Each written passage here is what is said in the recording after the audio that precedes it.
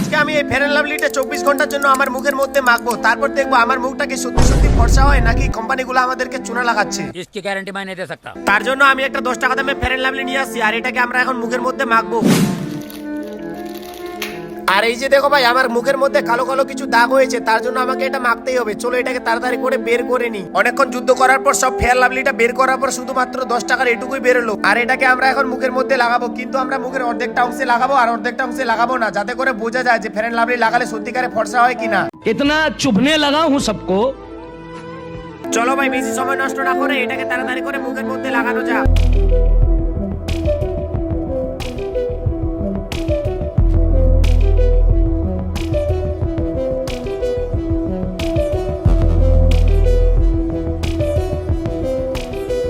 আমাদের মুখের মধ্যে ফেয়ার লাভলি লাগানো হয়ে গেছে, এটাকে এখন আমরা 24 ঘন্টার জন্য ছেড়ে দিব এইভাবেই।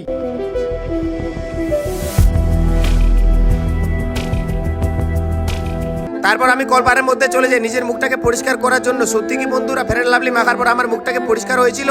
এটা আমি পার্ট 2 তে দেখাবো, কিন্তু আমাকে তার আগে এই ভিডিওতে 10,000 লাইক কমপ্লিট করে দাও।